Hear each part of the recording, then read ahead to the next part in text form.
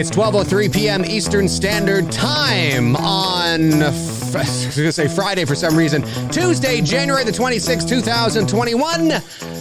My name is Dave McCrae, coming to you live from the VoiceMann Studios in Toronto, Canada. This is episode 139 of MCRAE Live, and today we're talking Godzilla versus Kong. Well, the trailer, well, we can talk about it in general as well.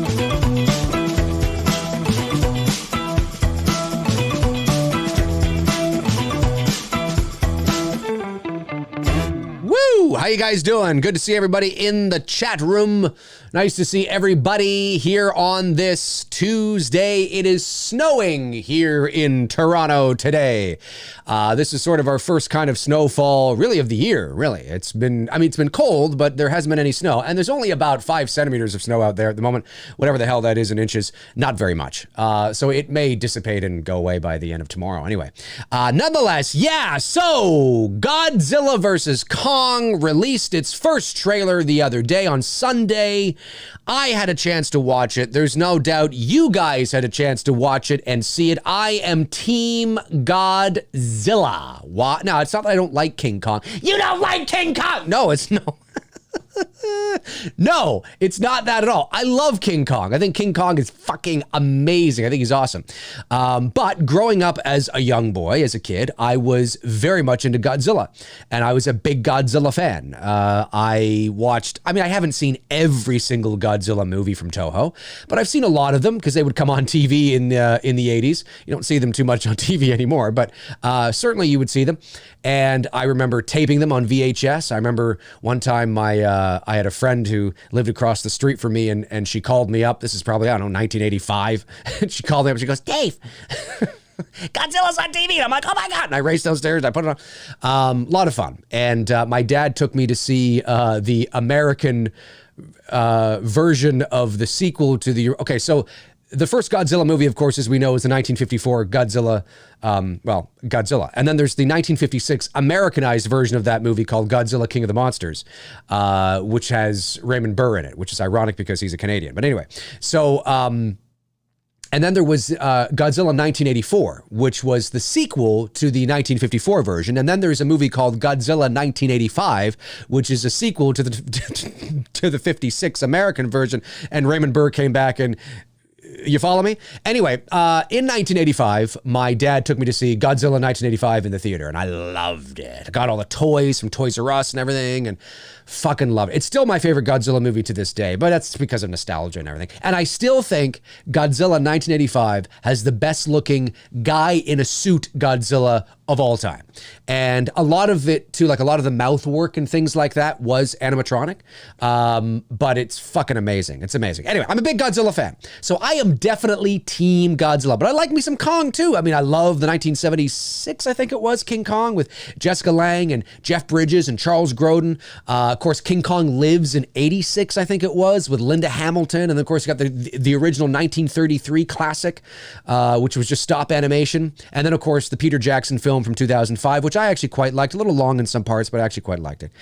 I'm a Kong fan too, but at the end of the day, if it's King Kong versus Godzilla, if it's Godzilla versus King Kong, if it's Zilla versus Kong, whatever it is, I am Team Godzilla. So I said this before the trailer dropped, that I have a feeling King Kong's probably going to win, and there's a variety of reasons for that. I mean, at the end of the day, they've had to make King Kong gigantic and give him probably some extra powers in order to even go up against Godzilla. Because, let's face it. I mean, if this was reality, which is hilarious to be talking about this in a sense of reality, but if this was reality, Godzilla would destroy Kong. I mean, really, at the end of the day. Just one breath. So they're definitely in the writer's room, they've had to create, things and situations and little story details and things that Kong's going to be able to compete. And I get it. I totally understand it, because at any given the day, Kong or, Godzilla would sweep the floor with Kong. I mean, it's ridiculous.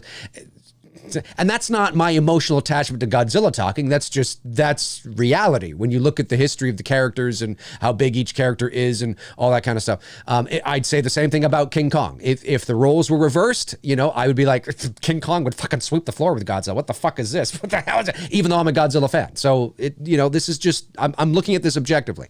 Anyway, so excited about it, right? Excited to see the trailer. I wasn't a huge fan of the 2014 Godzilla movie. You know why if you follow me on a regular basis. Quite liked Godzilla King of the Monsters. It's not because I thought it was a great movie, but I think it was more balanced than the 2014 movie. The 2014 movie was all about dangling the carrot, keeping, Godzilla at bay, not see, slow burn. That's great, but if you're going to do that, you got to have really interesting characters when the monsters are not on screen. Like, I know you're trying to do the Jaws effect, but in Jaws, we had well-developed, three-dimensional, interesting characters and stories going on when the shark was not on screen, so we didn't care, right? It made it amazing. With Godzilla 2014, not so much. I mean, it's kind of like, I just wanted to get back to the monsters. In the Godzilla King of the Monsters, it was more balanced, right? You still had the cookie-cutter, one-dimensional, who gives a fuck about these characters, but you didn't care. You got somewhat invested in what was going on because you saw so many monsters all the time. They were always on the screen and they didn't cut away, and it was more balanced. So I enjoyed it. I enjoyed it. I got exactly what I wanted to get, which was just a big bombastic spectacle of Godzilla tearing fucking shit up. It was great. And seeing King Ghidorah or King Ghidorah, amazing. He looked fucking amazing. It's fucking incredible. So Godzilla versus Kong, the trailer comes out and I watch it, and I made a tweet, and it's funny how the world of fandom just commits logical fallacy after logical fallacy. It's hilarious. And what I mean by that is, for example, like, I'll say something like, which I did. I said, the trailer, and I will explain why, because I have my reasons why. I don't just go, nah, nah, nah, and then just leave it at that, like a lot of people do.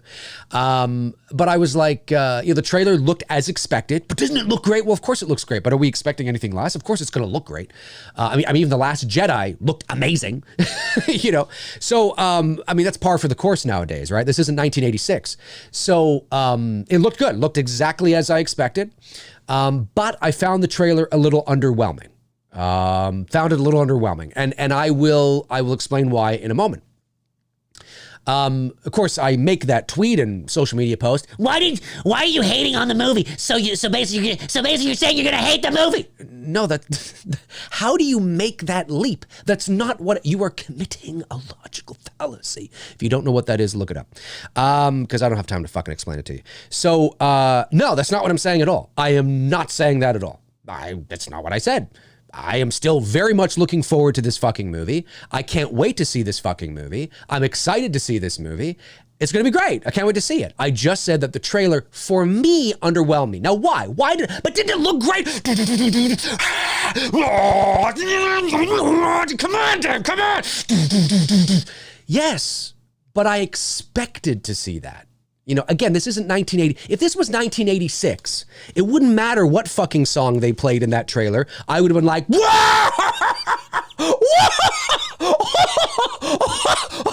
because we had never seen anything like it before.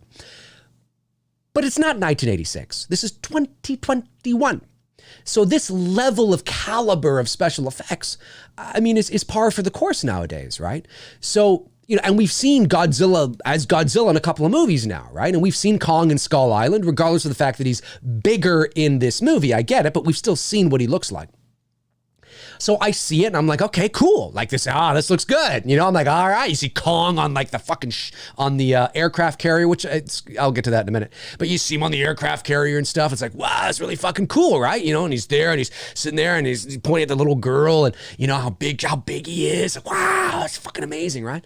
And then Godzilla comes out and he's like, and then of course they offer a little tidbits of information on story and characters. And obviously, why is Godzilla attacking people? And Godzilla's apparently the bad guy here. The world needs more Kong, or the world needs Kong right now. And so they've set it up, at least in this first trailer. They are alluding to the fact that Kong is the good guy and Godzilla's the bad guy. But the question is not, is Godzilla the bad guy? The question becomes, why is he suddenly the bad guy? He was the good guy for all intents and purposes. I mean, he's indifferent. I mean, really, at the end of the day, these monsters are indifferent. They don't give a shit about, you know, the people. It's not like, you know, Godzilla's like, I gotta go save those humans. No. I mean, it's not like that. But for all intents and purposes for the movie, yeah, he's the good guy. Okay, so he saves people. Okay, and he was the good guy in King of the Monsters. So now he's the bad guy. Well, there has to be there has to be and better be from a story perspective. And I know some people think it's Mechagodzilla. We'll get to that in a second, okay? I know. Did you say Mechagodzilla at the beginning? Yes. We'll get to that in a second, okay? Hold your horses. So, so there better be a good reason why he's tearing shit up all of a sudden. I mean, they better not be Luke Skywalkering this and be like, this doesn't make any sense. You know, when you build the character up to be something and then you just switch it to be something else for the sake of it, you know, so you can make something else seem more, you can't do that. That's poor writing. So because it doesn't make sense, right? It doesn't, there has to be something, Mechagodzilla, there's got to be something. There's got to be a reason. Brainwash people. There's all sorts of conspiracy theories. It's the people. They're brainwashing. They got decided Godzilla's head is whatever you want to say. But there better be a justification. If this is Godzilla and not Mechagodzilla, just in Godzilla skin, we'll get to that in a second. There's got to be a good reason for it, right? There's got to be a good reason for, you know, Godzilla acting this way. Because if I don't believe it and I don't buy it, this is a monster movie. I mean, you know, if I don't believe that he's a bad guy in this monster movie, you know, I mean, it's kind of sounds silly to say, but if I don't believe in it, right? And again, this isn't because I'm a Godzilla fan. I'd be saying you guys know me. Come on, you know me. I'd be saying the same thing if it was King Kong. I'd be saying the same thing if it was Mothra. I'd be saying the same thing if it was King Ghidorah. I'd be saying the same thing, right? So I better, the reason, which they haven't divulged yet, naturally, right? That's part of the suspense. They don't want to do that. Smart not to do that. They don't want to give everything away. I better be, okay, interesting. That's why he's fucking acting out of character. You know what I mean? Now, some people have speculated that that's actually not Godzilla, that's Mechagodzilla. And it's a cool theory. Vincent DeSanti, who you guys know, obviously, from Never Hike Alone fame, said that the battle axe that Kong's got, maybe he's going to come down with it and slice, you know, Godzilla's skin, and it's going to peel open and you'll see, like, you know, the mechanical sort of thing of Mechagodzilla underneath. And that's cool. Like, there's a lot of different theories going around. That's really cool. I know it's pretty much the cat's out of the bag that Mechagodzilla's in this movie. We know this. And at the beginning of the trailer, in the first like few seconds, when the crowd is running down the steps into the subway, I believe, you see what looks like, very briefly, Mechagodzilla kind of flying above or some shit like that. Kind of looks like Mechagodzilla. A new, you know, what would be a modern day version of Mechagodzilla. So yeah, I mean, he's probably in this movie, 100%. But whether that's Godzilla, who we see in the trailer stepping onto the aircraft carrier, which is hilarious to me. How these two can stand on an aircraft carrier just seems weird to me. But anyway, I'm not a scientist. So I used to be, but no. So if that's not Godzilla, and like, you know, half of 3/4 of the movie is like, some people have said that, well, it's not Godzilla he's fighting, it's Mechagodzilla, and then it's revealed that it's Mechagodzilla, and the real Godzilla comes in to save Kong and team up and fight Mechagodzilla. Well, okay, that's a cool idea. But if true, then the title of the movie is completely irrelevant. Then it's not Godzilla versus Kong at all. I mean, it is from an Obi-Wan Kenobi certain point of view, but that's just lame. It's just lame. Then it's not. So basically, Godzilla doesn't fight Kong in this movie at all. It's Mechagodzilla versus Kong. So Kong and Godzilla never fight. Like, is that what you're saying? Kong and Godzilla never fight ever in this movie? Like the real Godzilla and Kong? Then it's not Godzilla versus Kong, is it? So I don't think that's what it's going. I don't think that's it. I think this is Godzilla, and I tend to err on the side of that. Yeah, he's fucking tearing shit up for some reason.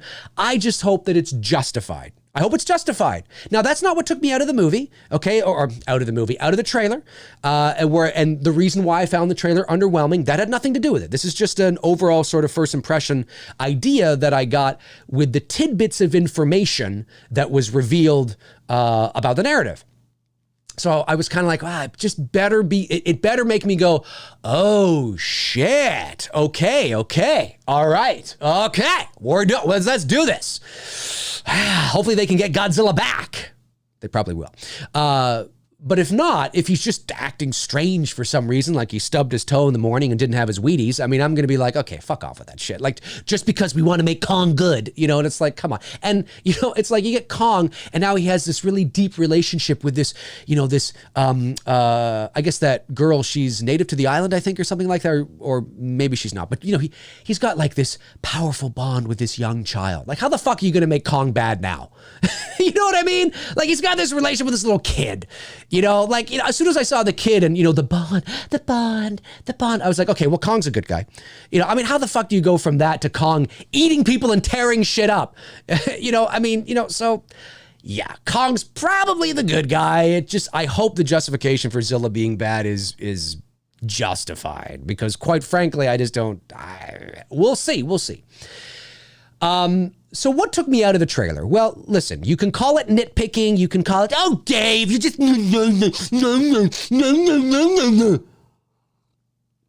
Listen, you guys know me. I'm going to be honest with you. Visually, the trailer looks spectacular. Of course, it does. And it looks amazing seeing those guys go up against each other, even though for the vast majority of the trailer, Kong had the upper hand the whole time. Which also may be misleading. They may want you to think that, Kong's got this, or they're marketing this in a way to show you that we know that there has been a lot of doubt whether Kong would be able to go up against Zilla for obvious reasons. So our first trailer, we want to release it favoring Kong a bit more to show the audience that, hey, don't worry, Kong's got this. We don't know if he's going to win at the end of the day. I think he will, but we understand that, hey, he can do this. So and then a next trailer they release, if they do it, or TV spots, you'll see Godzilla kind of getting some upper hand, which I think will likely be the case. But the music took me out of it. And I know that might seem nitpicky to some, that it's just music. It's just music. Yeah, but this is a trailer. And this is our first look at Kong, at Godzilla versus Kong. And listen, full disclosure, okay? That kind of music is not the kind of music I listen to. Full disclosure. I don't give a fuck about that kind of music. If you like that kind of music, that's great. I don't hate it. It's just not my kind of music. I wouldn't listen to it in my car or working out or going for a run or here in my studio. I don't listen to that kind of music. It's just not my kind of music. But even AC/DC, which is my kind of music, you could play Back in Black and it would have taken me out of it. It would have taken me out of it. So I just want people to know that it's not because I don't like the music or it's not my style of music. It's not because of that. Like I said, you can throw fucking AC/DC's Thunderstruck in there and I would have been like, what the fuck are you doing? The fuck? This is all about how it makes me feel when I watch it. Now, maybe it's because I'm nearly 42 and I'm not 25, and maybe I'm a little jaded and old man get off my lawn. I don't know. But I listen to that and I'm like, and I understand why. I understand the creative choice of why they chose that to get people amped. I get it, but it's just not my thing. It's just not my style. It doesn't get me amped up. It takes me out of it. And therefore the rest of the trailer, I just was like, it's taking me out of it. I just didn't feel it. It didn't feel it for me. For me, I would not, if I was cutting that trailer, I would not have made the same creative choice. I would have stuck with score, musical score, instrumental, thunderous score. And Godzilla comes up onto the thing and they start to fight. It's like, and there's just this epic thunderous score, like maybe that Godzilla, dun dun dun dun dun dun dun dun dun dun dun dun dun, and he comes out of the water like this and coming up, and these are the for all intents and purposes, this is the first time we're seeing these two legendary titans in this way face off against each other. I mean, the 1962, I think it was, Godzilla versus King Kong, or King Kong versus Godzilla. It's hilarious now. It's two guys in a suit. Kong looks dreadful. We've never seen this before, right? And I get, and listen, and it's not that I don't get it. Even I understand why they choose this type. I understand the process of why music like this is chosen for trailers and all that. I get I understand how it works. It's just not a choice I would make. And it's something that took me out of it. I didn't, and like I said, it's not just because it's not my kind of music. You could throw, my favorite song in there and I'd be like, this is garbage. I want a score. I want a thunderous score, and something that's, and then the rest of the trailer is that, and just like fucking, it's like, fuck, like it's like ethereal and like fucking almost like just ominous and epic. It fits. It's not epic in the sense of like you could put that song in Fast and Furious. You could put that song in Fast and Furious and it would fit. It would completely fit, right? But this isn't Fast and Furious. These are gods. These are fucking gods. These are titans that are fighting each other. These are otherworldly gods that are fighting each other. The sound, and listen, it's not that I think that song's going to be in the movie. It may be in the movie. I have no idea. But it's not like I think and I'm telling you, when that scene happens in the movie, they better not have that fucking song play. But it's not, I'm not suggesting that is what's going to happen. And that's why I'm like, why are people thinking I'm not going to like the movie? Like, you guys should know that I know how this works. I'm not saying that I think the song is going to be in the movie at that scene. I mean, maybe, I don't know. I fucking hope not. But that's not what I'm saying. I'm just saying in the trailer, it took me out. I would not, that's weird. I don't feel it. I feel kind of flat now, So again, to my point, these are gods. The music's got to be godly, like God, like some of the shit you hear in some of those monster movies. It's like, fuck,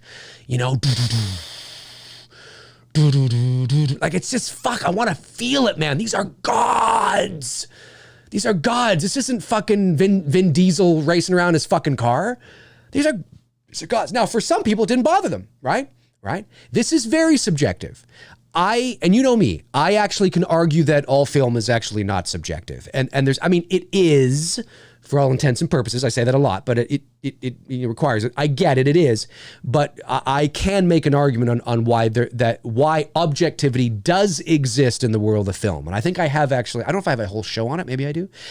But I can make that argument. That being said, this is very subjective. I mean, if you love that kind of music and it's something you listen to perhaps when you work out or you run or you just love that kind of style, you're probably not going to think twice about this, and maybe you're not thinking about it as deeply as I am because you're not involved in the industry. You don't make movies. It's like watching shit. So to the average moviegoer, probably doesn't affect them. And that doesn't say that there aren't filmmakers out there where it doesn't affect them either. And maybe they would have made that choice. But for me, I think a little more deeply than the average person. And when I see that, it took me, like, it was good up to that point. I was like, okay, all right. I don't know how these two are fucking fighting on an aircraft carrier, but okay. And standing on it, I'm like, okay. All right, but I'll suspend my disbelief of that. But after that first punch is thrown and you get into the song, I'm just like, it took me out of it. So I found the rest of the trailer underwhelming. I couldn't get into the action and into the visuals in the ways that I wanted to. Like, I can turn the sound down and go, oh my God, this looks fucking amazing. Like the visuals, it's state of the art. Like this looks fucking amazing. But the track took me out of it. And therefore, that is why I found the trailer underwhelming. I didn't find the visuals underwhelming. I didn't find the idea of these titans underwhelming. I didn't find, I don't know yet, but I'm not necessarily going to find the movie underwhelming. There's specific reasons why the trailer was going like this for me, and then kind of started petering down. I was like, what is this? What? Like, I feel it was strange. Well, not strange. I can understand how it could be strange for some, I should say. So, but at the end of the day, I'm looking forward to this movie. I can't wait to see this movie. I'm a big Godzilla fan. I'm a big King Kong fan, but I am definitely Team Godzilla. And that goes back to my childhood. I just adore Godzilla. I love Godzilla. I don't know if it's because it's a kid and his dinosaurs or something. I don't know, but I love Godzilla. So, but I'm still looking forward to it, man. I'm still looking forward to it. So, comment below if you're watching after the fact, and let me know your thoughts on the trailer. Let me know your thoughts on the music, whether the music took you out of it, whether the music got you amped up. Maybe you're somebody that loves that kind of music and it just gets you amped up. But for me, when I see two gods that are, this is like mythology shit. Like this is what it is. Like, this is crazy. I want to feel that God-like music, that thunderous, ethereal, majestic, like just fucking great. That's what I want to hear. And that's probably what you'll hear in the movie. Because you do hear that. Like when you watch Godzilla, King of the Monsters, you hear that kind of shit. And that's what you should be hearing in this trailer, in my opinion. In my opinion, anyway. So let's go over to the chat room and see what you guys are saying and have to say about this. Let me go over and see what a couple super chats came in. Intel Wild sends in a $5 super chat, says, Team Zilla here, Dave. Yes. Yes, Intel. Yes. Tom Hungarian says, did you see Mecha? It's actually Mecha Godzilla. Mecha Godzilla coming out of the ground. Coming out of the ground? I'd have to watch the trailer again. I saw him above, like in the first few seconds. But I'll have to watch it again. Southpaw82, thanks buddy, says, real G fans, as myself, know that is not Godzilla in most of the trailer. It's something else disguised as Godzilla. Brilliant trailer to, you see, I disagree. I look, it's possible. It's possible, okay? It's possible that, like as I said, this Godzilla that is, that you see fighting Kong for, the majority of the trailer is actually not Godzilla, but then that doesn't make sense. It's a cool idea, but if the real Godzilla never actually, if you're right, if people who have that theory are correct, and the real Godzilla comes along, and the real Godzilla and Kong never actually fight each other, then I don't get the title. Then the title is nothing more than to deceive audiences. That rubs me the wrong way. I'm just sort of like, why would you do that? I mean, I understand why you would do it, because you don't want people to get it. But that's why I don't think that's what it's going to be. I don't think Godzilla is Mecha Godzilla. I mean, maybe he is, but then I hope that it's revealed that, like, then are we ever going to see Godzilla and Kong fight? Like the real Godzilla and Kong? Are we going to see that? Because then it renders the title obsolete. It's Godzilla versus Kong. No, it isn't. It's Mecha Godzilla versus Kong. Yeah, we just called it that to, kind of hide that fact. Why the fuck would they just call it Mecha Godzilla versus Kong? Just call the movie Mecha Godzilla versus Kong and just have Godzilla show up at the end as like a surprise, and audiences are like, oh shit, Godzilla's here. That'd be amazing. But people know that it's Mecha. I don't know. I just think that's kind of silly. So that's why I think, is it possible? Yes. Is it probable? I don't think so. But that's my opinion. Southpaw82 sends another $5 super chat. Thanks, buddy. Says, it's a Godzilla film. It's the sequel to King of the Monsters. Kong will lose in a spirited fight to Godzilla, but they will have to join forces at some point. See, I think it's the other way around. I think Godzilla's going to lose because Kong... Well, there's a few reasons for it. I think, and Adam Wingard, who's the director of the movie, has said that there will be a clear winner. So whatever that means, I don't know. And I'm telling you right now, if that Godzilla does end up being Mechagodzilla, I mean, that's cool if we discover it's Mechagodzilla like in the first 40 minutes of the movie, and it's like a 2-hour movie. But then what happens? Then Godzilla shows up and also fights Kong? See, that's weird to me. So there's this Godzilla imposter, which is Mechagodzilla, shows up, fights Kong, only to discover that he's Mechagodzilla, and then Godzilla really shows up and also fights Kong. It just seems lame. I just don't believe that's what they're going to do. I think it is Godzilla, and I think there's something going on, and there's a reason why he's fucking going insane, and they got to figure it out. And maybe Kong's the one that comes and is like, dude, calm the fuck down. What are you doing? We need you, man. We need you. Calm down. What's going on? And maybe he sits with Godzilla, and he has a conversation. He puts his arm around him. He's like, dude, it's going to be okay, man. It's going to be okay. You okay? I don't know, man. I just fucking don't know. Yeah, I know. It's going to be okay, though. It's okay. Come on. We can do this. We can do this. Come on. We can do this. Yeah. Awesome 50 sends in a £5 super chat, says, do you think from the trailer the monster scenes will be better shot than King of the Monsters, so we will actually see them battle a la Kong Skull Island?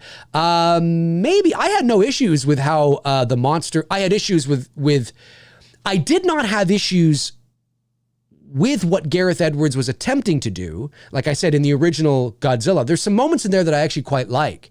It seems more real. But he just didn't have the characters to carry the rest of the movie.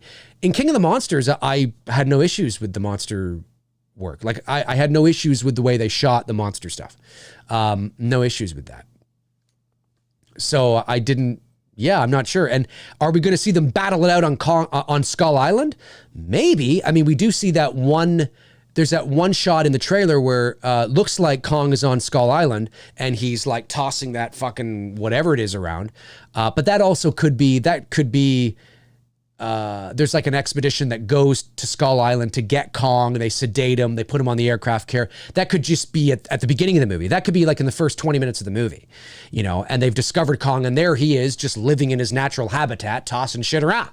So I think that's more likely than it going back to Skull Island. But maybe, I mean, the fight, I don't know if you guys have noticed this, but the fight, because I like, I know a lot about city skylines and things like that. The fight in the trailer looks like it takes place in Hong Kong. Those skyscrapers, that cityscape looks like Hong Kong. That's not a US city, and it's certainly not one here in Canada. That looks like Hong Kong. So they're fighting I assume they're fighting in Hong Kong. I mean, unless the fight takes them all around the world, right? They fight here, they go over here, they're chasing each other and shit. And that's what I mean. Like, you mean to tell me that like 95% of this movie is Mechagodzilla and we're only going to discover that at the end, only for Godzilla to show up in the last 20 minutes or something? No, that doesn't make any sense. That doesn't make any sense. And I know I'm saying this over and over, but again, just keep in mind, if that's true, what's the title of the movie for? You should have just called the movie Mechagodzilla versus, and I know that would have given it away too, but I don't know. I don't think that's what it's going to be. So, but I believe that's Hong Kong. I believe it's Hong Kong. Hunter Boy says King Kong will beat Godzilla. No. I saw a great tweet from Vincent DeSanti. So you know that shot of Kong, and he's huge, right? He's magnificent. He's amazing. And he's got the finger, and he's doing this, and there's a little girl that's way down there. And Vince shared that still image, and he's like, "What's Kong looking at? His chances of winning?" Loved it. His chances of winning, right? I thought that was hilarious. Vince is Team Godzilla too. But he likes Kong too. Like, I like King Kong too. It's just all fun and there are people online that are taking this shit really seriously. Like, there are people online that are fucking, you should see some of the messages I get, folks. There are people that are take this shit seriously. Like, fuck you. So you see, yeah? Fuck you. Fuck you. No. And it's like, holy shit. It's just fun, man. Yeah, it's just fun. You can make fun of Godzilla too. You can think of something witty to say about Godzilla's chances. And there you go. It's just all fun and games. They're fictional characters. It's crazy. Let me see here. Ambition25 sends in a $1.99 super chat. Thanks, buddy. Says, did you like the Kong remake from 2005? Loved it. I did like that movie a lot, actually. I agree with those who say that there's certain moments in the movie that maybe are a little drawn out, a little too long. But I do like the movie. And to this day, now that came out in 2005, like you said, Weta Digital did the effects on that. Weta Digital had done all the Lord of the Rings. I think Peter Jackson, because he's from New Zealand, I think he's from New Zealand. And Weta Digital is based there. Maybe he's not, anyway. Weta Digital has come a long way. Weta Digital rivals anything Industrial Light and Magic is doing. Industrial Light and Magic, ILM, is still the gold standard in the industry because of their history and their catalog and how long they've been around. But Weta Digital is fucking amazing. And that Kong, the effects in King Kong from 2005 are unbelievable. Unbelievable. Still to this day. You know, and the movie's 16 years old now. I mean, it's crazy. It's crazy how good Kong looks in that movie. Amazing. So yeah, I do actually really like that movie a lot. A little long in certain parts, a little bit, but overall, it's a really good movie. Yeah, really good movie. Southpaw 82, $2 super chat. Thanks, buddy. Says, praying that theaters open for this film. Yeah, most of the theaters, I've been getting some messages and comments too from people saying, no, the theaters are open. They're open where I am. Yes, but still, I believe I read the other day that 60% of, I don't know if it was theaters in general or AMC theaters, but let's say AMC theaters for sake of argument, 60% are still closed. Like, I'm in Ontario here and all our theaters are closed because we're in lockdown. And you have to remember that, as I've said before, when you calculate the domestic box office, that also includes Canada. It doesn't include Mexico. But when you hear domestically such and such made this, that includes Canada. And most of the theaters up here are closed. And there's a lot of theaters like in New York and LA and certain counties and regions in certain states that are still closed. There are some that are open. Yep, 100%. And maybe they're open where you live. But not on the scale. They're not open to the scale that would be needed for a movie that costs $300 million to make $1 billion. You know what I mean? We're just not there, you know? So, it's crazy. It's crazy. Let me see. Another super chat comes in from Luis Nunez. Am I saying that right? Luis Nunez. Love both Godzilla and Kong equally, hard to pick. Let Skeletor pick for you. Let Skeletor pick for you. Here he is. Hey, man.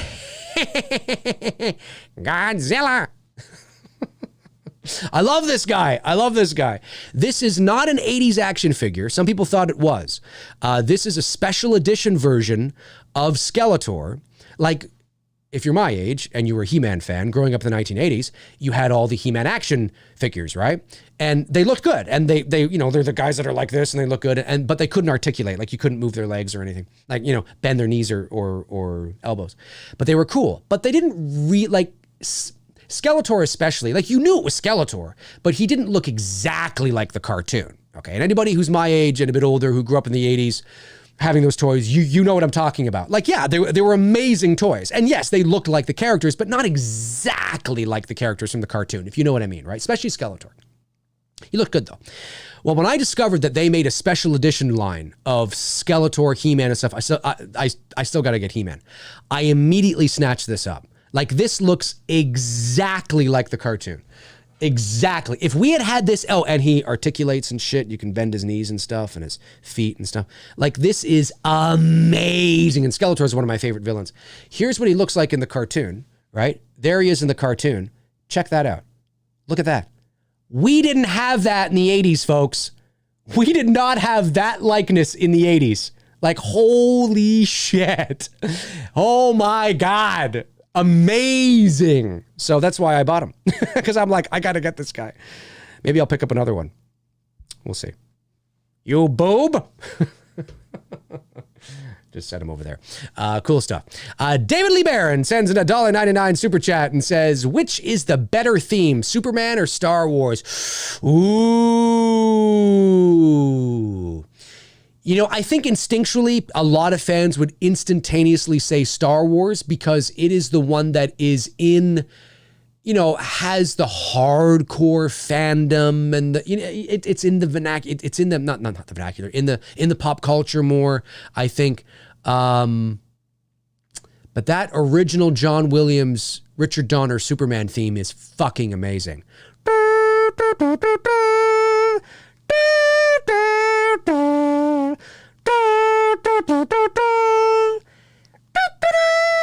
I mean, it's just fucking.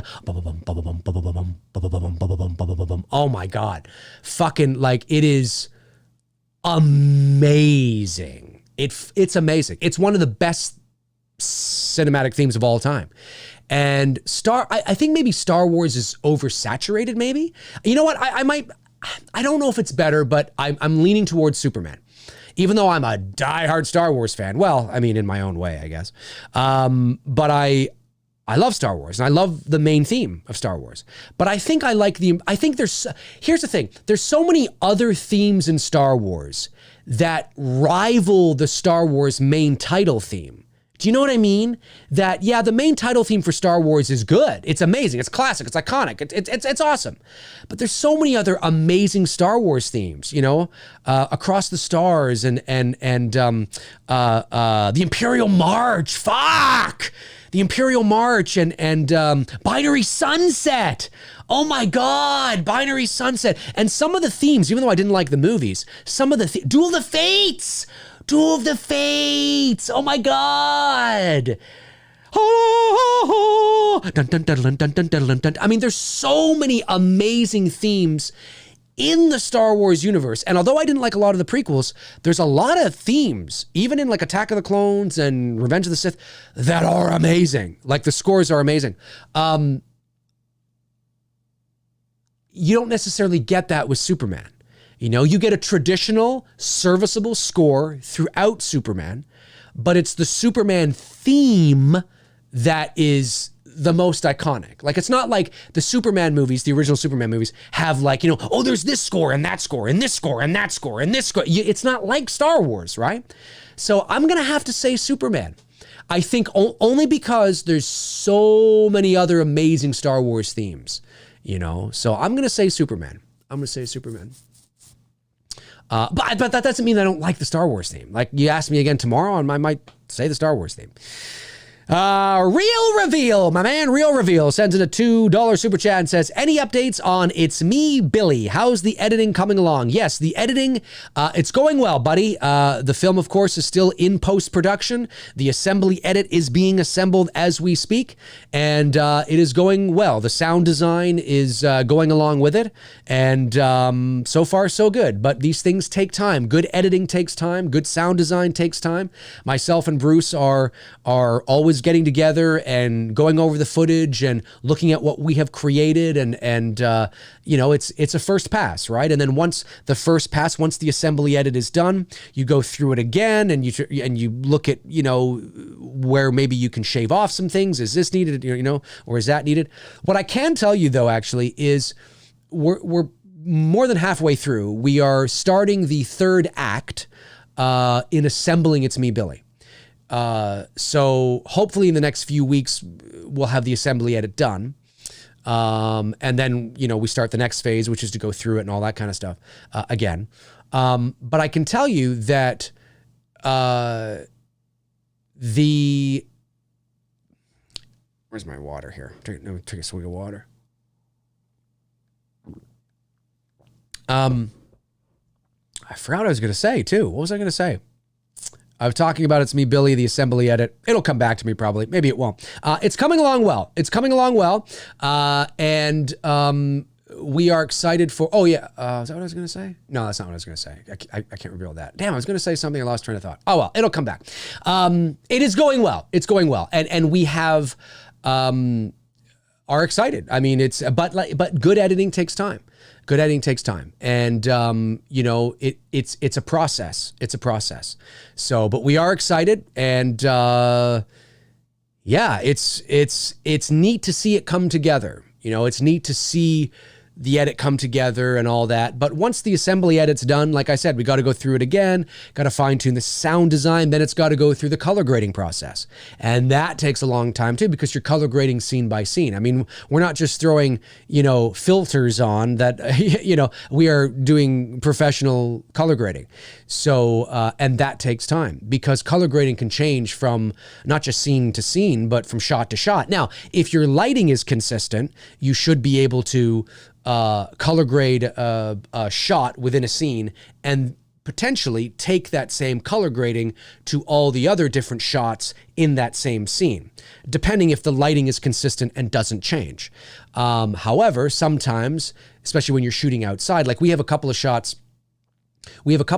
that we're outside that we know, well, there's a scene that's outside, and in the scene, going back and forth between characters, each shot will have to be color graded differently to match, even though it's the same scene. And that's because when you shoot outside and you're using available lighting, we do have lighting as well. We supplemented it, of course, too. But you know, the lighting changes. The sun begins to shift in the sky and begins to go down, and it's in a different spot than it was when you first started filming, and things like that. And sometimes you're using a take from earlier in the afternoon and a take from later in the afternoon and piecing them together, and you got to, you know. So sometimes there's that, and sometimes color grading that can take a while, you know, and you can't just color grade one and then move it to the other because it's not going to match. Sometimes you can do that. In more controlled environments, you can do that. Like when you're inside and you're using, you know, because it's more of a controlled environment, you're controlling the lighting, doesn't really matter what time of day you're shooting. You usually can color grade a shot and move it to the other shots within that scene, but not all the time. So color grading anyway is a big deal, and that's going to take some time too. So, but just know we are working hard on it. It's looking good. We're excited to show you guys, and yeah, it's still happening. Just because I'm not talking about it or tweeting about it every day doesn't mean that we are not busting our asses working on this. I mean, part of the reason why I moved the show from 11 to noon here on MCRAE Live is because of all that. So it's good stuff. It's good stuff. Cody Buchanan sends in a $5 super chat, says, I'm going to cry if they kill Godzilla, and why they make him a bad guy seems like he was good in the last two movies. I don't think they're going to kill Godzilla.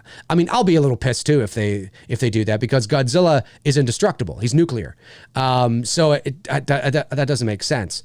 And yeah, I just hope again, I need more evidence than just it's a cool idea to have because again, I just refer to the title of the movie's Godzilla versus Kong. And if that's actually Mechagodzilla fighting Kong, then it renders the title obsolete. And so the real Godzilla just comes in to help Kong. Well, then it's not Godzilla versus Kong, is it? It's Mechagodzilla versus Kong. So that's why I think, although possible, I don't think it's probable that that's going to happen. I just hope the justification for why Godzilla is bad, or, you know, having a temper tantrum and actually hurting the people, is justified, and it makes sense. And it doesn't feel shoehorned in just so we can make Kong the good guy. You know, it's like, oh, come on, really? That doesn't make any sense. Even though he's a fictional monster, you know, he's still a character, and the character motivations have to be justified. It has to make sense, you know. And you can make something up, you can make it all up, but it's got to make sense. You know, I have to be able to go, well, okay, yeah, I believe that. Okay, cool, you know. So we'll see, Cody. We'll see. David Lee Barron, 199 Super Chat, says, is original Danny Elfman Spider-Man score iconic? I'd have to listen to it again. I don't know it off the top of my head. I'd have to listen to it again. Is it iconic? I think iconic is thrown around too loosely. I think there's a lot of words in fandom that are tossed around too loosely. To be honest with you, iconic is one, literally is another. Well, that's just in everyday life. Oh my God, my head literally exploded. Like, no, it didn't, or you'd be dead. But that's not, I mean, I don't care about that one. But yeah, iconic, legend, I think is tossed around way too softly. You know, I mean, no, that's way too soft. And icon is another thing. So, is the Spider-Man theme from the original, from Spider-Man, iconic? I don't remember it, so I'm going to say no. I should do a show on that kind of stuff. I think I've talked about it before, but I should do a show on that, about words and how we use words, and you know, I think I did do a show or a video or something talking about how people refer to people as legends, you know, and it's like, yeah, no, that just because somebody's popular doesn't mean they're a legend. You know what I mean? And there's reasons why people become legendary or iconic, you know. Yeah, I should. So I'm going to say no. It doesn't mean it's not a great score. It doesn't mean it's not, wow, that's a great score. Iconic score, though? I don't know, my man. I don't know. Let's see here. Jeff Harris says the original Spider-Man theme is really great. Other Marvel movies don't have a memorable soundtrack, in my opinion. There you go. Evil Alex says Asian guy controls mecha. Godzilla attacks humans in the fleet to frame it on the real. They lure real Godzilla to fight Kong in the city so Kong can kill him. Mecha Godzilla is planned to finish him. Maybe. I mean, who knows? Maybe. Is it probable? I don't know. Is it possible? Sure. I reg gun 9. Can you say about how long the cut of the movie will be? The Godzilla versus Kong? Or do you mean it's, you probably mean it's me, Billy. No, but I can say that it's shaping up to be, that's what I was going to say. Do you remember when I lost my train of thought there? I know what I was going to say actually now. It's me, Billy. I cannot give you a runtime because the movie's still being assembled. Like the assembly edit is still being assembled. So runtimes change all the time. But I can tell you it is shaping up to be, and this isn't, and before everybody loses their shit, this doesn't necessarily, in the world of movies, this in and of itself isn't a good or bad thing. You know, there's a lot of people out there that feel longer is better, but it is shaping up to be longer than we first thought. Not feature length or anything like that, but I said, 25 or 30 minutes. It's shaping up to be a bit longer than that at the moment. Now, it could be about 30 minutes when we're done, because there's the assembly edit, and then, you got to go through it again, and then you got to, really tweak it and polish it and shape things. So I mean, it's still possible that it could come out to that. But the assembly edit is actually shaping up to be a bit longer than we had thought it was going to be. But there's also not a lot of fat. This was a very well produced, if I do say so myself, well thought out, well planned, and well executed professional short independent film. And there wasn't a lot of fat. So there's not a lot of things that are going to end up on the cutting room floor. Every shot has purpose. Every scene there's intent, there's meaning to what the characters are saying, and the movement and everything. Everything is planned out. There's very little fat. There's a few things that I'm seeing as we assemble the movie that I'm kind of like, if we were to, we could probably get rid of that. We could probably shave that off. We could probably cut that from, 10 seconds to, 8 seconds or something. I mean, there's things like that you see, but there's not a lot of fat. It's pretty lean and mean. And so I think there's a high probability that the movie could be longer than what we first thought. Now, that's always fun and people like more, but having the length, sometimes movies are best suited. Sometimes a 20-minute movie is way better than a 40-minute movie, because the longer a movie goes, the more you have to justify its length. So, we've seen fan films, especially, that are 90 minutes long that really should have been, maybe 29 minutes long, because it's a lot of filler and not a lot of substance, right?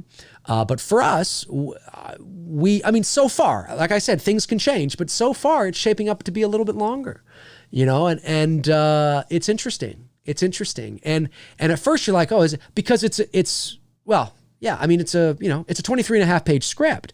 So, there's the rule of thumb that there's a minute a page, right? A minute of script on a page is a minute of screen time, but that's a rule of thumb. That's not an exact science, not a hard science, because it all depends on nuance. It depends on how much dialogue is on a page, how much action is on a page, right? How you choose to shoot that action, how long you're lingering and, milking and, a shot and doing all, it all depends. It's a rule of thumb. But so we're a little surprised, but then when we look at the script too, and we look at sort of the back end of the script and we look at things, we're not surprised at the same time. So we're not freaking out. I mean, it's not like we're like, oh my God, this shouldn't be like this. This really should be. No, it surprised us a little bit. So I can say that it's shaping up to be a little bit longer than expected. And it may end up being that because there's not a lot of fat.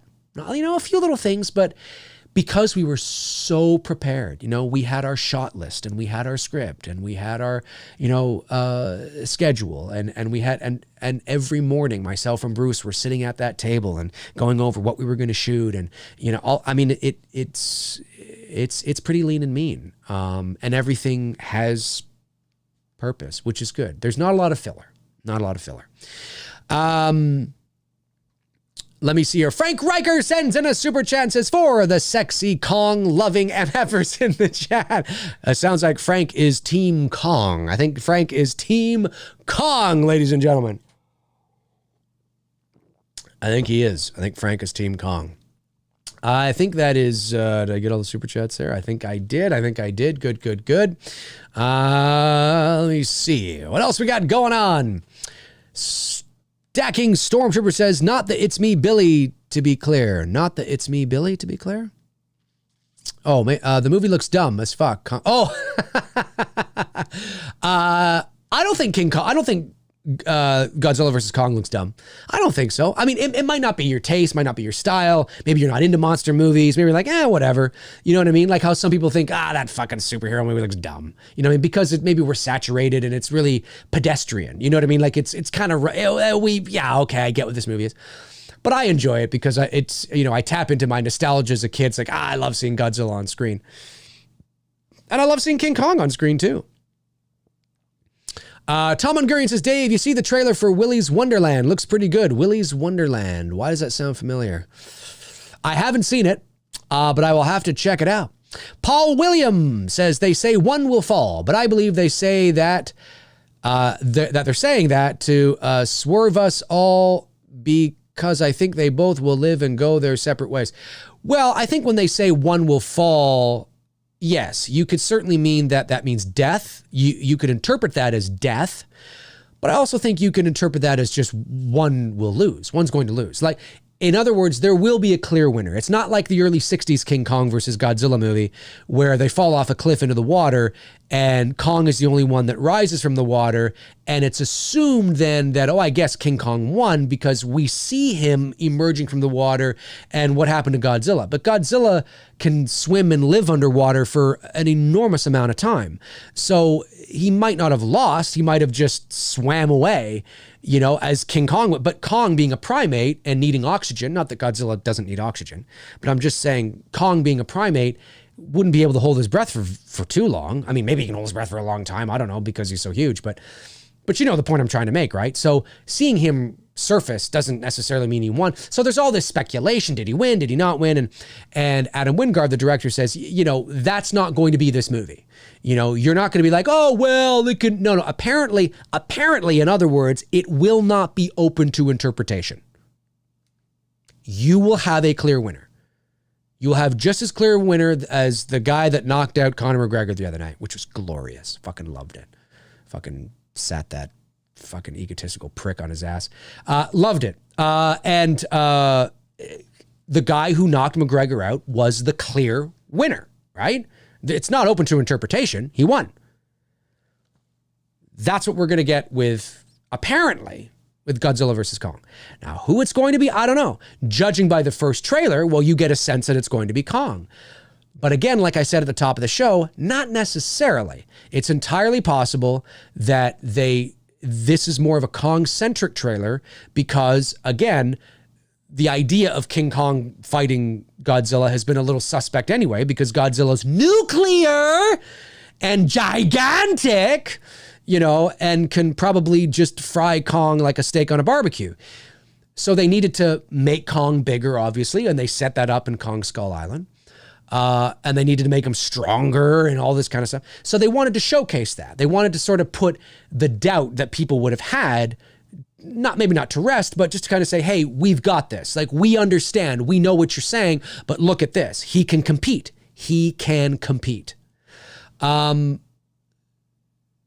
So so just because it wasn't favorable to Godzilla, this trailer doesn't mean that Godzilla's not, or it doesn't mean that Godzilla's not going to win. I don't think he's going to win, although I want him to. And in any ordinary situation, it's like, yeah, come on. I mean, really, at the end of the day. But I mean, all it would take is for Godzilla to get like Do you remember what he was like at the end of King of the Monsters? He was like this big ass fireball of nuclear. Can you imagine King Kong? Now, I doubt we're going to see that Godzilla in this movie, but can you imagine Kong going up again? But Godzilla has the ability to do that. Godzilla has the ability to be like completely nuclear. I mean, in this new incarnation of Godzilla. I mean, obviously, I didn't see that ability in the old Toho films, but I mean, in this new rendition of Godzilla, he has the ability to be that. I mean, he fucking just, at the end of the movie, King Ghidorah had no chance. No chance. There was just no chance. It was just no chance. So all it would take is, now I understand that ability's probably subsided because, for obvious reasons, but I mean, that's insane. Like, that would be awesome. It's fucking great. That'd be amazing. Fucking love it. He looked amazing in the end of that movie. But yeah, like, I mean, I don't know. It is what it is. What the hell was I saying again? I get so many tangents. There was some question I was reading, or I was going off on a tangent talking about Kong versus Godzilla, I guess. Anyway, whatever I was saying, I'm sure, hopefully I made it. I get talking. What was the question? It was from, where was it? Tom McGurry and Dave, you see the trailer, Willie's one. I got that. Oh, the It's Me, Billy, right? Got that. Evil Alex, is there a runtime? Hey, Dave, do you have a favorite Bond movie? I'll answer that in a second, Jeff. Tom Hungarian says, this is a good one, though. Evil Alex says, is there a runtime limit for a fan film so that the big studio don't strike it down?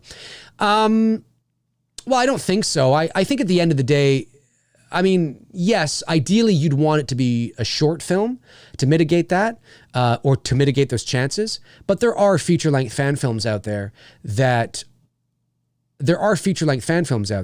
but generally, and it's not that they're not shot well and they don't look really good, right? But generally you can tell that it's not a professional production. I mean, it looks good and the effects might look good and everything, but you can tell this wasn't shot on, what we shot It's Me, Billy on, which is the Airy Mini, or what Vince shot, Never Hike in the Snow on, which is the Red Epic, with a professional crew and sound design and all that kind of stuff. Generally, it's not done that way. So you can look at it and go, it's feature length, but and it's good. It's really well done, guys. Great job. But I can tell this is low budget filmmaking. Or, you can just tell it's not, And I don't say that to disrespect anybody. I don't mean it's cheap and it's silly, it's dumb and it sucks. That's not what I mean at all. We're just talking about a production value difference, a difference in production value. So yes, there's always a higher chance that if It's Me, Billy was 90 minutes long or Never Hike in the Snow was 90 minutes long, there would be an issue because there's more of a chance that somebody would look at that and go, oh shit, is this, I didn't know there was an actual sequel because the production value is professional. So there's more of an opportunity then to trick an audience. But at the end of the day, that also costs to do what we did with It's Me, Billy, or to do what Vince has done with Never Hike in the Snow, or to do what Cecil's going to be doing with Dylan's New Nightmare. To make that feature length, hundreds of thousands of dollars. We would have needed a couple $100,000 to turn It's Me, Billy into a feature, because you have to think about you're doubling and tripling the production schedule, the cost, the rentals, the insurance, all the prices go up all around, right? So it costs a lot of money. It doesn't mean you can't make a feature length movie for $60,000. Of course you can. Of course you can. You can make a feature length movie for $10. All feature means is that it's over 60 minutes long. Some people say it's over 45, but it's in that area, over 50, let's say. 60 usually is the sort of the cap. But when you are using professional gear and you're using professional crew and locations and insurance and production insurance and craft services and drones and gaffers and key grips and you're on, it's professional, that costs a lot of money. And it just goes up and up and up and up and up. So, no, there's no, I wouldn't say that there's a rule, but certainly the higher your production value, the shorter you can keep your film, the better. Because that way, it's not going to confuse a general audience into thinking, oh, it's the legit sequel. Do you know what I mean? So it's just a rule, unwritten rule of thumb that when you enter into that level of filmmaking, that you want to keep it to. And of course it costs, it's easier to raise funds one at a time, like for Vince, right? He's got this whole plan of like these 5, but when you piece them all together, it's going to be like this epic 3-hour movie or whatever, right? But it's easier to raise 50,000 than, hey, folks, I need 500 grand. You know what I mean? It's just, it's easier to do it in installments. So good question though. Super chat. Frank Reiger says, I changed my vote. I'm Team Bambi now. Do you remember that? Do you remember that Bambi cartoon? It's at the beginning of Godzilla 1985. That's the first time I ever saw. I think it might be older than that, but the first time I ever saw it, my earliest memory of the Bambi thing was when my dad took me to the movie theater to see Godzilla 1985. Obviously, in 1985, I was 6, and the Bambi cartoon comes on.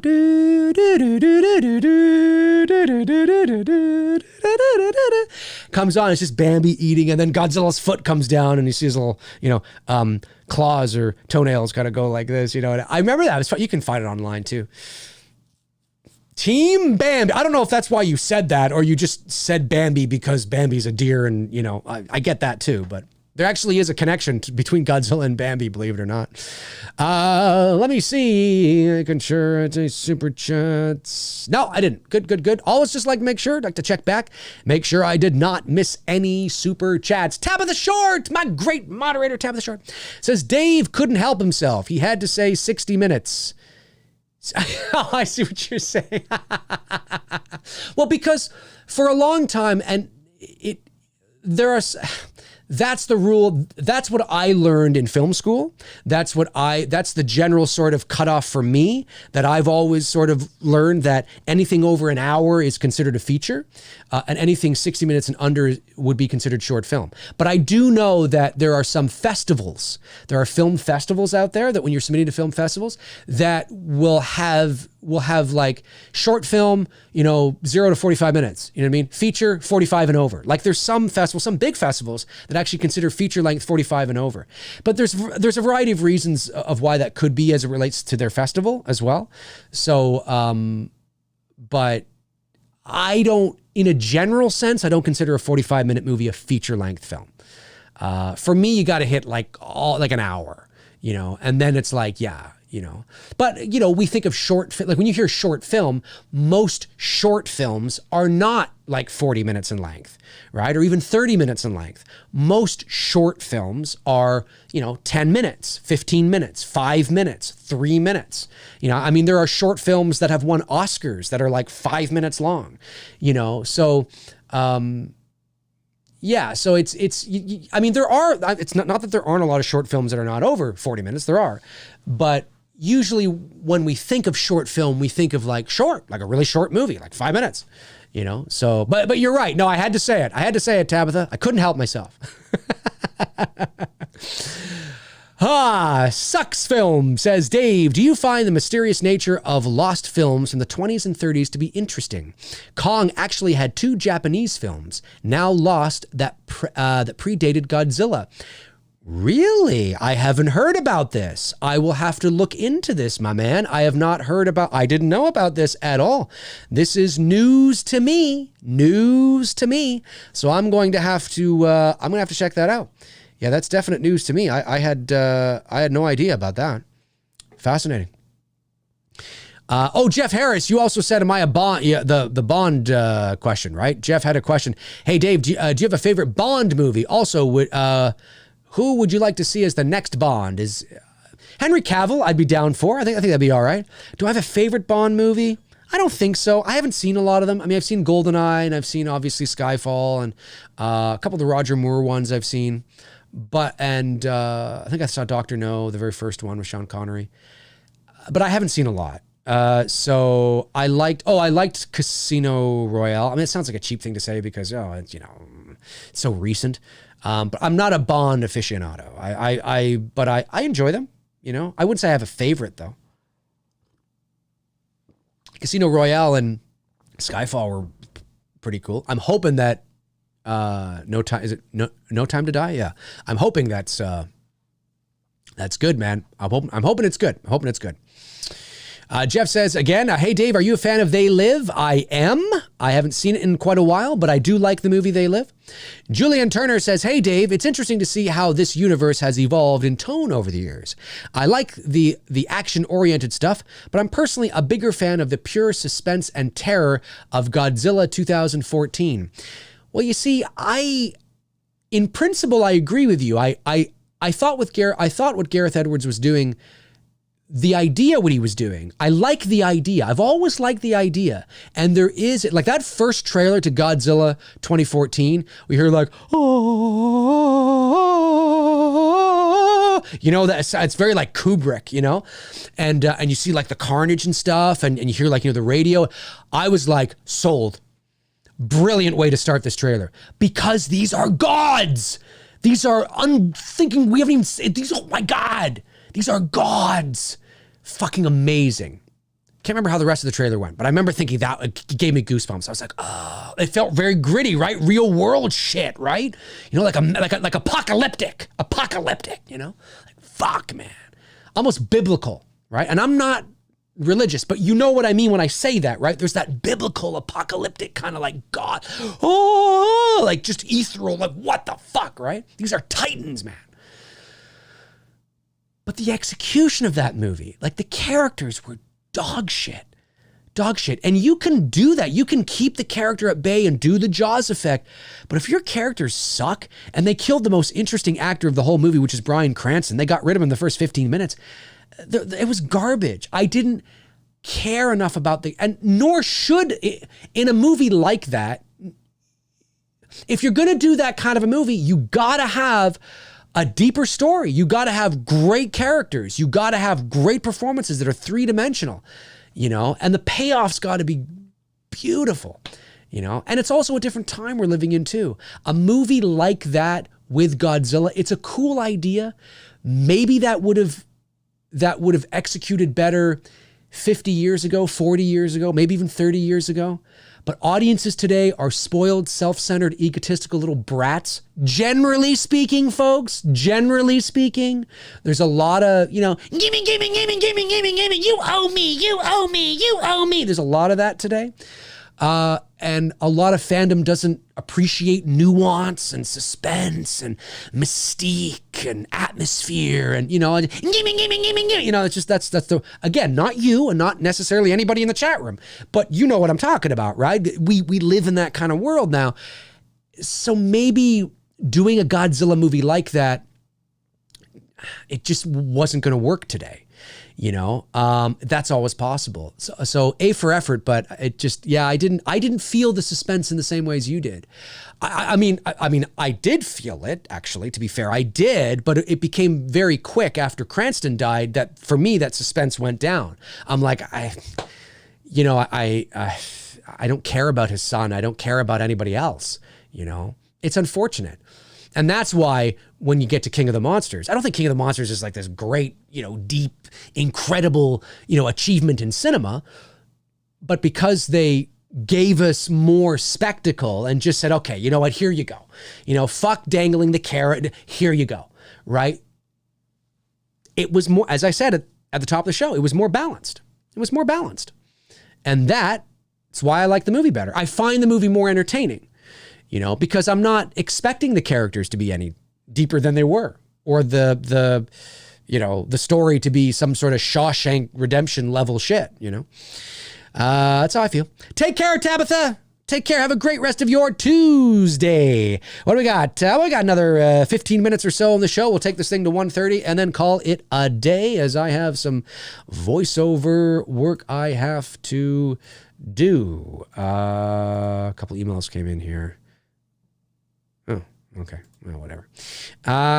Go back to you guys. Where are you? There you are. There you are. Dylan, you son of a bitch. You probably got that your whole life. Dave, if you were to create a story for the Friday franchise, how would your Jason Voorhees differ from the other 11 incarnations of the character? Not very much. I mean, I Jason's a different beast than Michael, right? Because Jason is, I mean, I would probably just go back to kind of how he was with Richard Brooker and Ted White, you know? I mean, even that kind of, you know, yeah, just that. I don't think I wouldn't differ him really, you know? Yeah, I don't think so, man. I don't think so. I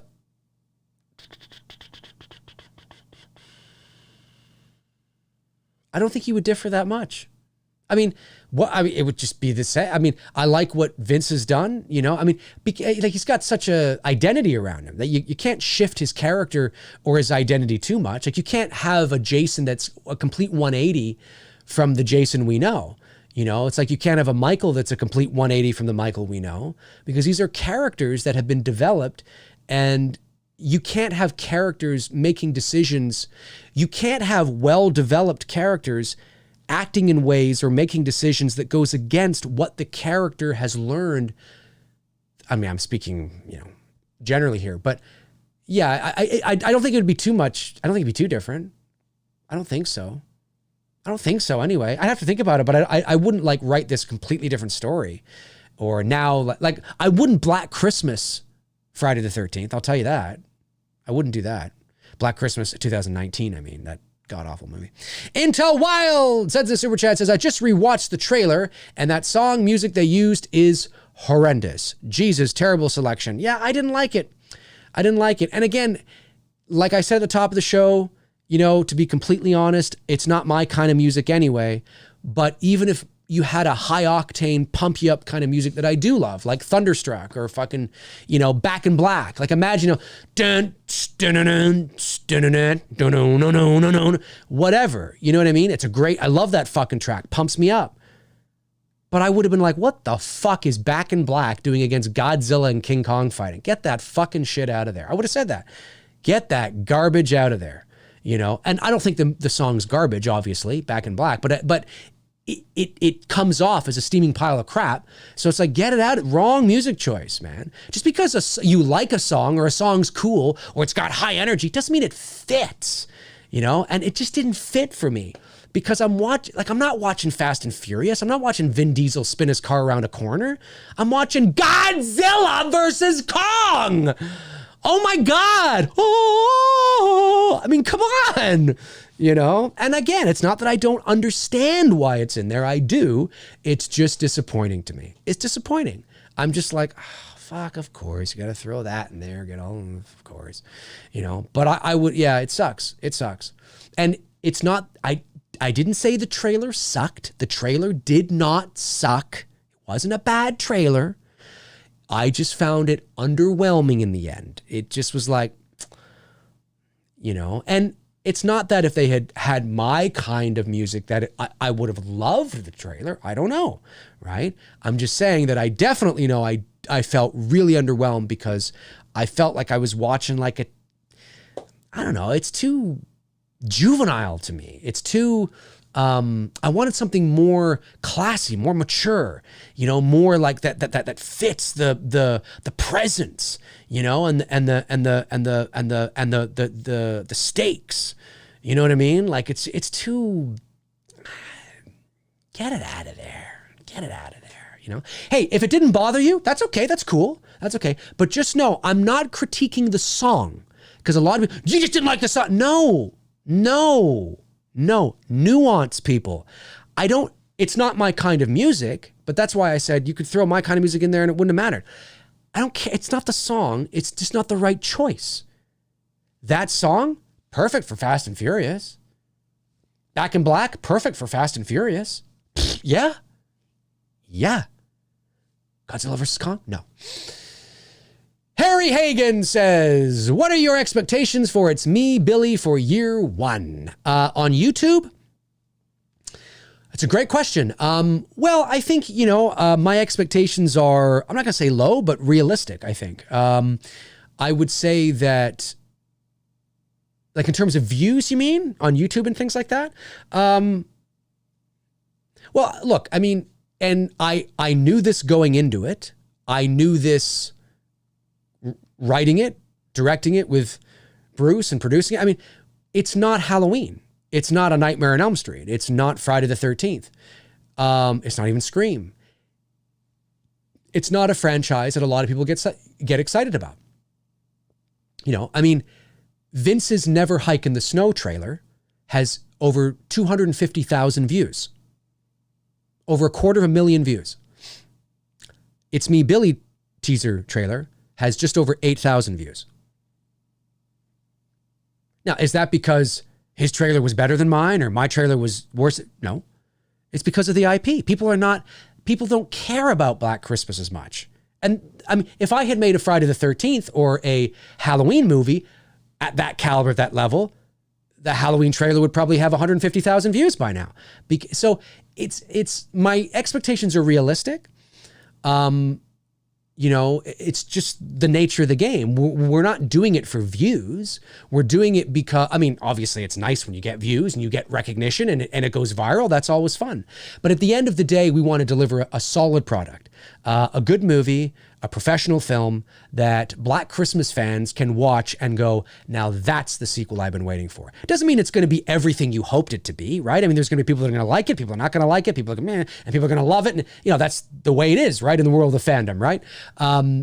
But it is more, I can tell you that it's more in line with a Black Christmas sequel than any of the two other films were.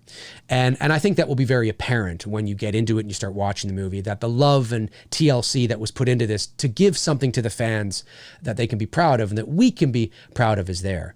And hopefully it catches on and hopefully it speaks for itself and that people love it and watch it and it starts a word of mouth train. And you know, if you're a big Black Christmas fan and you watch it, Billy's back. I mean, we've approached this movie, like I said, it's professionally shot, professionally executed. It's gonna look like a real movie, you know, and it's gonna feel like, you know, like it's the sequel, you know, and so that maybe will carry it further. But the IP itself, we knew this going into it. I mean, I knew this when I brought the idea to Bruce and, hey, let's do this.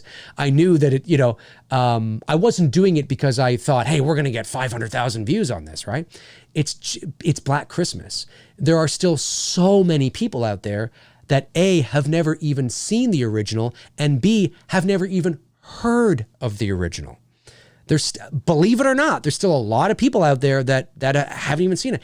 And there's a lot of people, despite the fact that it being a classic, despite the fact that it being one of the earliest slasher movies, despite the fact that it predating Halloween by 4 years, you can see a lot of Halloweenisms in there that Carpenter took inspiration from. It's an acquired taste because it's a slow burn. It's not high octane blood, guts, and gore. It's more of a psychological slasher, I guess, if you want to call it that. So it's not everybody's cup of tea either, right? So you have that to think about. So I've always said from the very beginning that, you know, we hope it becomes sort of the fan film you didn't know you wanted, the fan film you didn't know you needed, you know? So we'll see. But I don't know, dude. I mean, it's hard to say in terms of numbers. I mean, we'd be thrilled if it, you know, I don't know, it got 25,000 views in its first year or something. I mean, who knows? I have no idea. Maybe it'll get more. Maybe it really will get more. Maybe more outlets will pick it up. Bloody Disgusting has been great. The fine folks over there have been great on covering it. So shout out to them. Thank you again for that. And maybe others will pick it up as well. You know, we'll see. I don't know, but do I think it's going to do like Halloween, Friday the 13th numbers in terms of that level of virability?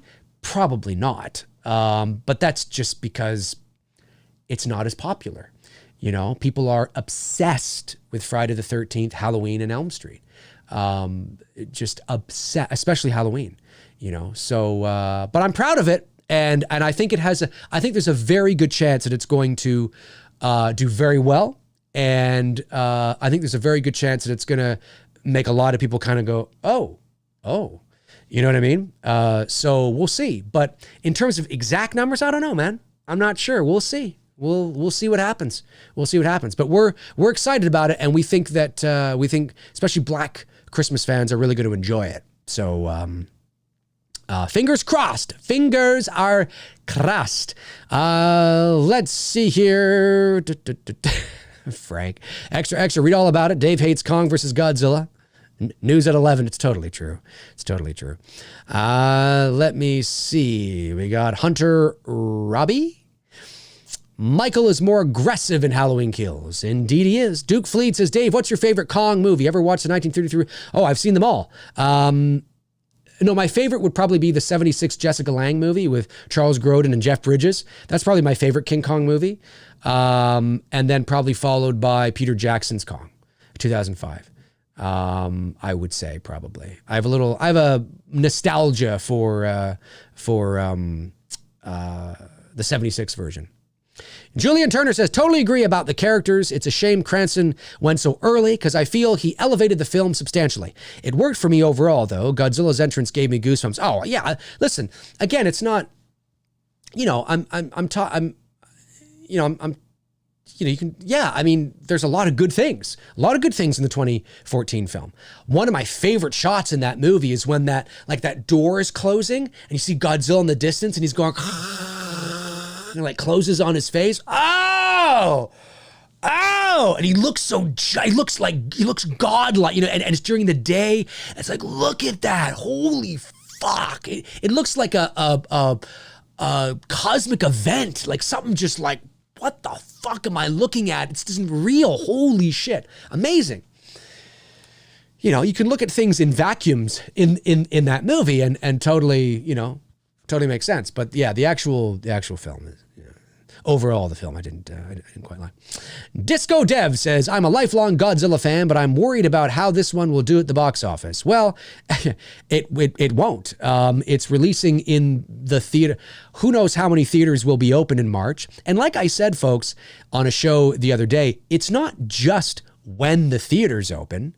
It's when will people go back to the movie theaters? Because you can open the theaters in July, but that doesn't mean that when you go watch a movie, there's 250 people in the theater. It might take another year for people to feel comfortable in even going to the movie theater. So just because it's open doesn't necessarily mean they will come. So, you know, it's being released in March, simultaneously in what theaters are open, and on HBO Max. So I don't know, man. I don't know. I mean, it's certainly not going to do as well as it could have done if it was just being released in theaters. Because of that too, like, you always have to remember that when you charge $20 a ticket online for, you know, VOD, excuse me, you know, I can invite 10 of my friends over and we can watch a movie for $20. The studios are still losing money when they put it to VOD right now, you know, and so it's not going to be like that forever, but at this very moment, 10 people can watch a movie for the price of 2. You can't do that when you go to the movie theater. Each individual's got to pay for a ticket, you know, so 10 people go to the theater, 10 people pay for the movie. On VOD, 10 people watch the movie, it's only for the price of 2 people pay. So, you know, so yeah. So, and that's why you see the prices of tickets like $20, $30, because they think, okay, well, it's probably going to be a family, or at least, you know, a boyfriend and a girlfriend are going to watch a movie. You know what I mean? So let's price it $20 or price it $30 or whatever.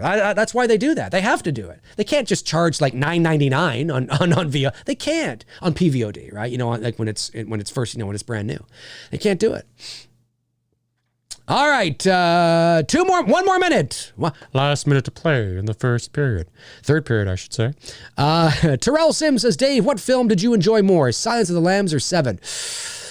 I'm going to say Seven at the moment because I haven't seen Silence of the Lambs in years. So, but if I watch Silence of the Lambs now, I might change my mind on that. But Seven is more fresh in my mind. Jeff Harris sends in a $4.99 super chat and says, after the music in the Godzilla vs. Kong, I'm speculating Vin Diesel's in the movie and it's connected to Fast and Furious. He might be. Maybe we'll see Vin Diesel in his car traveling down the road, right, underneath Godzilla's legs, spinning around, getting out, and taking on Godzilla. Vin Diesel starts like punching his toe. You know what I mean? Maybe that's what we're going to see. Maybe that is what we're going to see. It's entirely possible that we could see that. Entirely possible, ladies and gentlemen. All right, folks, listen, that is going to do it for me here on episode 139 of MCRAE Live. Thank you to, of course, my moderators, Frank Riker, Tabitha Short, and Darren Sands for doing what you guys do. Thank you to all the Super Chat questions that came in today. Thank you to the non-Super Chat questions. Remember, if I didn't get to your question, it's never personal. There's just a lot of things going by. I'm very thorough with my answers, and I always give little anecdotes and tangents and all that, all that kind of stuff. I go off on these tangents. So just always remember that. It's never personal. You can ask again on another show, and who knows, maybe I'll get to it. I will be back Thursday at the moment, Thursday, 12 p.m. Eastern Standard Time for episode 140 of MCRAE Live, and there's always that opportunity that I could make a pre-recorded video in between, depending on what happens in the world, but the world is pretty boring and slow in the entertainment business right now, so it'll probably be Thursday. But nonetheless, have a great rest of your Tuesday, folks. If you're watching after the fact, comment below and let me know your thoughts on the Godzilla vs. Kong trailer. Let me know what you thought of the music. Did it bother you? Did it take you out of it like it did me? Were you hoping for something more like what I've been talking about? Let me know, and let me know how excited or not excited you are in watching the movie. I am still very excited to see the movie, folks. Can't wait. Alrighty, in the meantime and in between time, cheers.